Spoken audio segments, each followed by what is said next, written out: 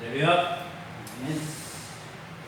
무소부재라는 말이 있습니다. 무소부재. 무슨 뜻입니까? 존재하지 않는 곳이 없다. 존재하지 않는 곳이 없다. 무소부재. 근데 이게 사전적으로도 보면요, 어떻게 나와 있냐면 하나님의 적극적인 품성 가운데 하나로 그 존재와 섭리가 있지 않는 곳이 없이 어디에나 다 있음을 나타내는 말이라고 표현하고 있습니다. 결국은 무소부재.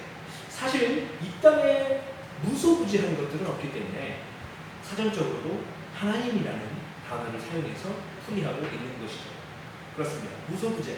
오직 하나님에게만 적용할 수 있는 단어죠. 이 무소부재의 말처럼 그 누구도 하나님이 여기에만 있다, 하나님이 이것이다 라고 고정화해서 이야기할 수 없습니다. 우리가 볼 수 있는 하나님의 형상이라는 것은요, 성경 속에서는 예수 그리스도 그분께 하나님의 형상이 보이고, 그래서 예수 그리스도를 통하여서 하나님의 인격성을 우리에게 보여주십니다. 인격적인 분임을 우리에게 보여주고 있죠. 그리고 또 어디 있습니까? 네, 여기 있는 저와 우리 여러분들 또한 하나님의 형상이죠. 우리를 서로를 통해서 하나님의 형상을 발견하게 하셨어요. 그리고 그 안에서 그분의 형상대로 창조하신 하나님의 우리를 향한 사랑을 깨닫게 하셨습니다. 우리를 하나님의 형상대로 지으셨다는 것은 하나님이 그만큼 하나님의 형상이 우리를 사랑하는 것임을 보여주는 그런 뜻이 된다. 앞서 말씀드렸듯이 하나님은 무소부재하신 분이다라고 했습니다. 그런데요, 무소부재이지만 존재하지 않는 곳이 없지만, 더 정확히 말하면 하나님께서는 어디든 계실 수 있는 분입니다. 어디든 계실 수 있는 분. 왜냐하면 그분은요, 우리에게 순종을 바라시는 분이에요. 그래서 그분의 말씀을 따라 살기를 원하시기 때문에 만일 우리가 그 말씀을 불순종하고 우리 욕심대로 죄를 행하면서 살아간다고 하면 하나님 그 죄악의 자리에는 우리와 함께 하지는 않으실 것이기 때문에, 그렇기 때문에 무소부재, 그것을 정확히 말할 때 하나님께서는 어디든 계실 수 있는 분이다. 누구의 뜻대로요? 그분의 뜻대로. 하나님은 어디에 계실 수 있다는 말은요, 결국 어떤 뜻을 가지고 있냐면 하나님께서도 계시고 싶은 곳이 있다라는 것을 의미합니다. 하나님께서도 그분이 계시고 싶은 곳이 있다라는 것. 그렇다면 하나님께서 계시고 싶은 곳, 여기는 어디일까요? 오늘 본문에 하나님께서 계시고 싶은 곳의 대표적인 모델이 나옵니다. 그것을 뭐라고 말하냐면 우리 성경 본문에는 성소라고 이야기합니다. 성소. 어떤 뜻인가요? 거룩한 성소.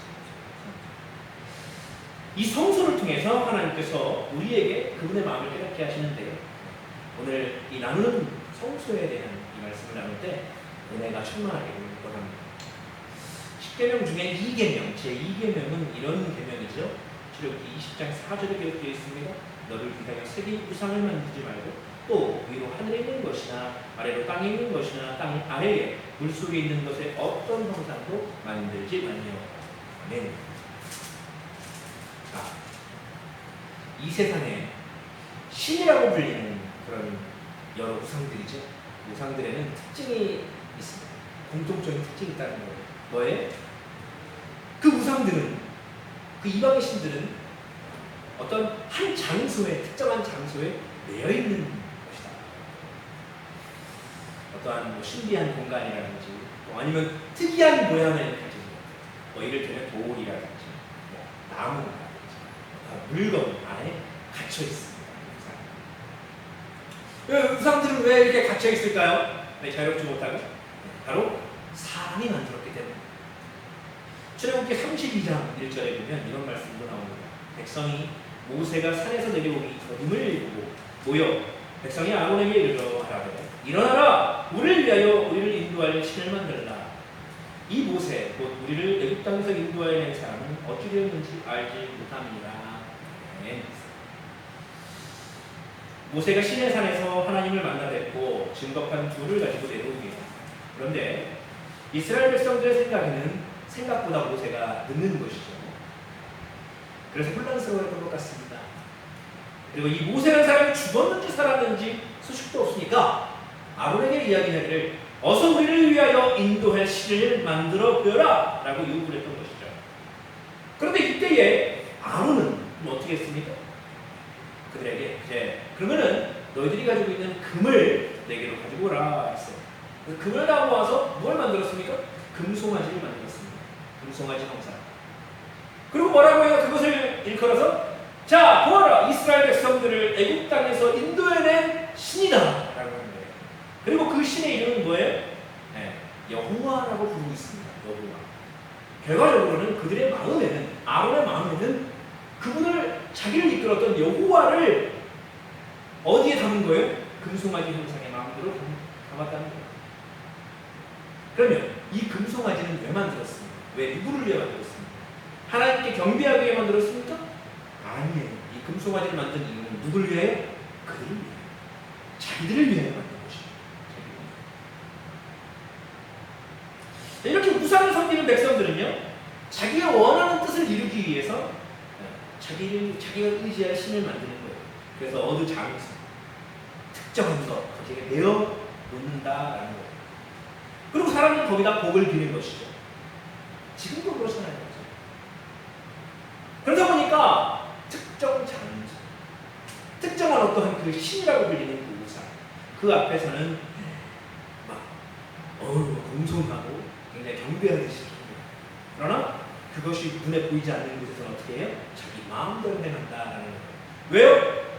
우상조차도 자기들이 만들었어요. 자기들의 편리를 위해서, 평안을 위해서, 복을 받기 위해서 만들어놨기 때문에 그 시선을 피해서는 어디서든 자기 마음대로 할 수 있는 거예요. 그런데 하나님은 이 우상들과는 완전히 다른 분이라는 거예요. 사실은 성소를 만들기 전에는 이스라엘 백성들이 예배드리는 어떤 고정적인 신전이라는 것이 없었습니다. 하나님은 어디에 고정되어 있는 분이 아니기 때문이에요. 그렇죠? 그렇기 때문에 하나님은 어떤 형상도 만들지 말라라고 분명히 말씀하셨다라는 거예요. 하나님을 섬기는 이스라엘 백성들이 가는 곳에 어디든 늘 함께 하셨습니다. 근데요, 그렇지만 하나님은 또 그 백성들을 긍휼히 여기시는 그 마음이 있기 때문에 무지한 백성들에게 하나님이 어떤 분인지를 알려주시려고 성막을 만들게 하셨다는 것입니다. 그리고 내가 그곳에 거하겠다라고 치는 말씀하십니다. 오늘 우리가 예배드리고 있는 이곳도 성소와 같습니다. 그래서 이곳에 하나님께서 함께하고 계심을 우리는 그렇게 합니다. 하나님 우리와 함께 하십니다. 그러면 우리와 함께 하십니다. 지금 이곳에 함께 하십니다. 지금 예배드리는 그곳에 함께 계십니다. 근데 우리가 이 나누고 있는 오늘 성소, 이 성소에서 우리가 발견하는 특별한 두 가지가 있다는 것입니다. 오늘 그것을 나눕니다. 성소를 통해 우리가 무엇을 발견할 수 있을까요? 첫째, 무엇이냐면 성소는 나와 하나님의 공동작품이라는 거예요. 나와 하나님의 공동작품, 같이 만든 작품이다. 자, 하나님이 거하셨던 거룩한 처소, 이 성소는 어떻게 만들어졌습니까? 하나님께서 성소를 만들라고 명하실 때 이스라엘 자손에게 요구하신 것이 있어요. 그죠? 바로 예물입니다. 예물. 그 예물들의 내용을 이제 본문 3절부터 7절까지 기록하고 있죠. 너희가 그들에게서 받을 예물, 그것은 이러하니 금과 은과 놋과 청색, 차색, 홍색 실과 가난배 실과 염소틀, 붉은 꿀들인 순양의 가죽과 해달의 가죽과 조각목과 등이와 관위에 쓰는 향료와 분양할 향을 받을 향분과 포마누며 애봇과 흉패에 물릴 보석이니라. 네. 3절부터 7절까지의 재료들, 이것이 바로 성소와 그 안에 기구들을 만드는 재료들입니다. 하나님은 이 재료들을 예물로 받아서 그것으로 성소를 만들게 하셨어요. 자, 이스라엘 백성들이 이렇게 명령대로 예물을 가져왔습니다. 그런데요, 이 예물에 중요한 전제가 하나 있었다라는 것입니다. 이것이 중요해요. 2절 말씀에 나옵니다. 2절에 이렇게 기록합니다. 이스라엘 자손에게 명령하여 내게 예물을 가져오라 하고 기쁜 마음으로 내는 자가 내게 바치는 모든 것을 너희는 받을지니라. 네. 자, 예물을 가져오라 하셨지만, 자, 예물을 가져와도 아무 예물이나 받지 않으셨다라는 거예요. 강제적으로 하지 않았다는 거죠. 왜냐하면 하나님께서 예물과 함께 요구하신 것이 더 있었기 때문입니다. 무엇을 요구하셨습니까?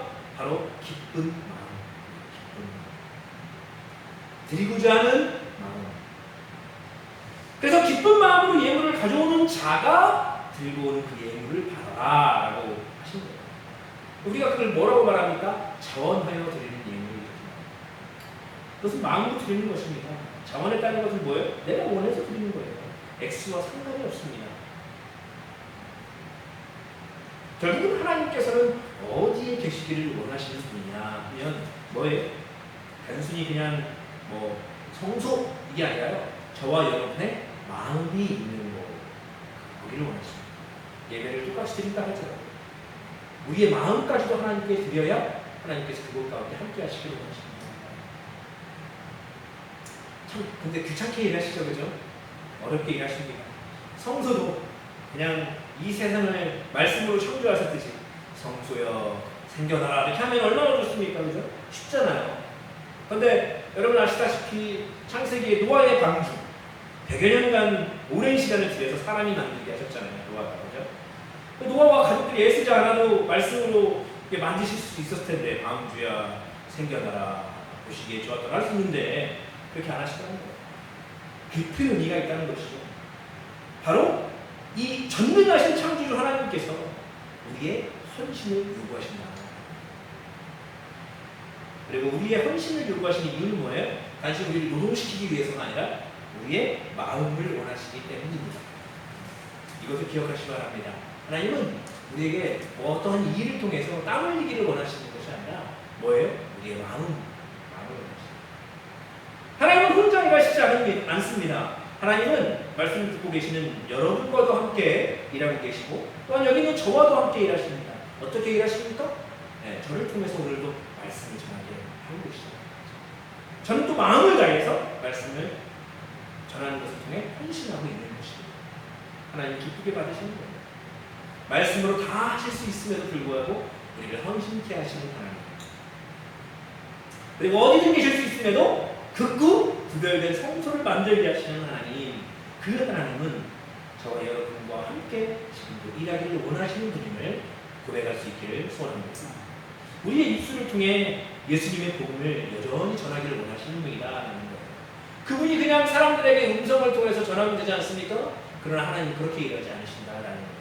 극구 우리를 통해서, 우리의 입술을 통하여, 우리의 삶을 통하여 복음을 증거하기를 원하시는 분입니다. 또 하나님이 어려운 사람들에게 나아가서 만나와 매출하게 주듯이 그 마당 앞에다가 떡과 고기를 주면 되지 않습니까? 그런데 하나님은 그렇게 일하시지 않는다는 거예요. 굳이 어려운 이웃들에게 예수님이 그러셨듯이 우리 또한 예수님처럼 섬기며 구제하기를 원하신다는 거예요. 함께 일하시는 거예요. 함께 우리 교회를 세워나가기를 원하시고 하나님만 우리 교회를 세우는 것이 아닙니다. 우리 또한 하나님과 함께 우리 마음을 들여서 정성을 들여서 함께 세워나가기를 원하신다. 그리고 이 말씀을 듣는 여러분 인생을 하나님께서 함께 세워나가기를 원하시는 줄 믿으시기 바랍니다. 그 하나님과 함께 하는 일들에 우리는 무엇이 필요할까요? 우리의 땀이요? 아니요. 우리의 마음을 들여서 함께하는 저와 여러분 될 수 있기를 소원합니다. 오늘 나누고 있는 이 성소를 통하여 우리가 발견하는 두 가지 중에 첫 번째가 뭐라고요? 성소는 나와 하나님께서 함께 만들어내는 공동작품이다라는. 그리고 둘째는 무엇입니까? 성소는 하나님의 방법대로 만들어야 한다라는 거예요. 하나님의 방법대로. 성소는 철저히 하나님이 보여주신 대로 만들어야 하는 것이었습니다. 내 눈에 좋은 것이 아니라 하나님의 뜻에 합당한 것이어야 됐다라는 거예요. 본문 8절과 9절입니다. 내가 그들 중에 거할 성소를 그들이 나를 위하여 짓되 무릇 내가 너에게 보이는 모양대로 장막을 짓고 기구들도 그 모양을 따라 지으시니라. 여기서 9절 말씀에 내가 내게 보이는 모양대로 라는 말을 우리가 주의 깊게 봐야 됩니다. 말씀을 준비하면서 어떤 것을 예언해야 될까? 생일 이런 게 떠올랐어요. 생일. 여러분 1년 중에 가장 행복한 날 365일 중에 행복한 날을 고르라면 어떤 날을 고르시겠습니까? 조금 어린 친구들은 생일이라고 이야기를 하지 않을까 싶어요. 저도 어릴 때는 생일이 가장 기대됐어요. 뭐 무얼 특별히 갖거나 하지 않는다 할지라도 그냥 생일이라는 자체가 좋았습니다. 근데 이제 지금 저희 이제 집에서 생일이라고 하면은 저희 이제 아가가 생각납니다. 다은이가 생각나요.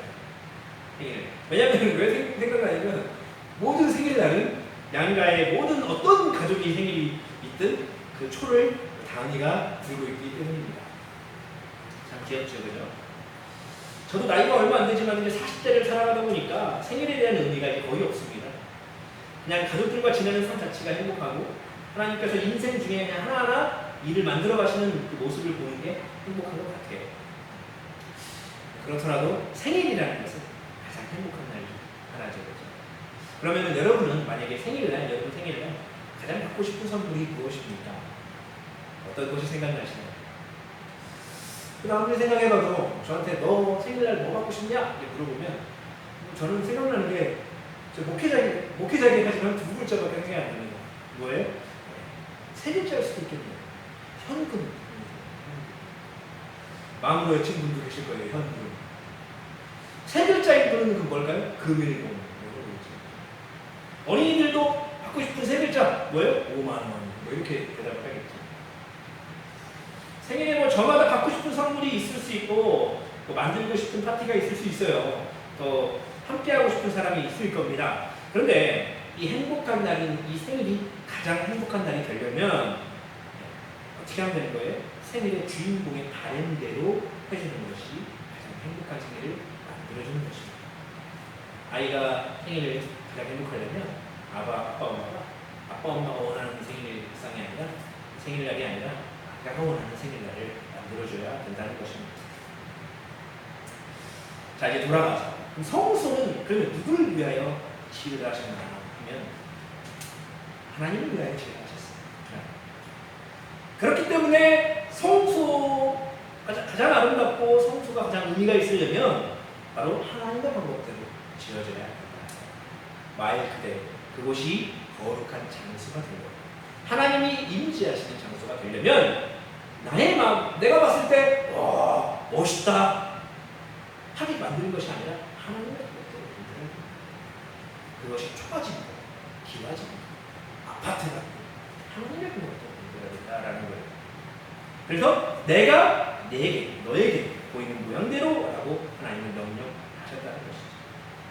근데 사실 하나님께서 성소를 보여주시지 않았잖아요. 홀로그램처럼 이렇게 만들어 이렇게 하지 않으셨습니다. 말씀을 하셨어요. 근데 왜 보이는 모양대로라고 말씀하셨을까? 내게 보이는 모양대로 안 보여주셨거든요. 근데 보이는 모양대로라고 얘기했어요. 근데 말씀 속에 하나님은요, 이게 하나님 뜻이 있는 거예요. 하나님은 누군가에게 어떤 명령을 하실 때 굉장히 디테일하게 말씀하셨어요. 오늘 나누는 성소를 짓는 것에 대해서도 하나님이 세밀하게 말씀하셨습니다. 그리고 살아가는데 이 전후로 살아가는데 그들이 살아가는데 실천한 어떤 율법적인 부분들도 하나님이요 디테일하게 설명하셨습니다. 하나님 어떻게 저렇게까지 디테일하게 설명하나? 우리가 성경을 읽다 보면은 막 읽기 곤란한 부분도 있잖아요. 표현하기 곤란. 근데 그만큼 하나님 디테일하게 설명을 다 해놓으셨다라는 거예요. 하나님 참 확실하신 분이시죠. 근데 기념일 때에 참 어렵잖아요. 저도 많이 챙기진 않았어도 가장 어려운 것이 뭐냐면 무엇을 줘야 될지 내가 미루어 짐작해야 될 게 가장 어렵습니다. 그냥 말해줬으면 좋겠어요. 나 이거 원해 이렇게 했으면 좋겠습니다. 하나님이 그렇게 하셨어요. 굉장히 자세히 이렇게 해라. 그럼 어떤 의미가 있습니까? 그렇게 상세하게 얘기했다는 거는 너는 내 말대로만 하면 돼 이거예요. 고민할 필요 없다. 성소 만드는 거? 아니 어떻게 만들어? 하나님 성소 만들어내 보여주지도 않았고. 그러나 하나님은 마치 우리가 보듯 상세하게 말씀하셨고 너네는 그대로만 하면 된다라고 얘기했다는 거예요. 밥을 거의 떠먹게 주는 것입니다.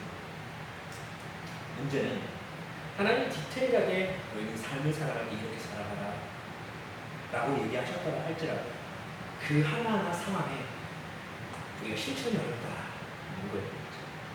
하나님이 디테일하게 말씀하셨어도 우리가 그걸 다 실천하는 게 어려워요. 근데요, 여러분 그렇습니다. 역으로 말하면 실천하는 것도 그렇게 어려운데 우리가 그걸 다 따라하기가 어려운데 하나님의 안내 없이 하나님의 삶의 그 지침서 없이 우리가 어떻게 하나님의 일을 감당하겠습니까? 어떻게 우리가 임의대로 우리가 하나님의 사역을 감당할 수 있을까요?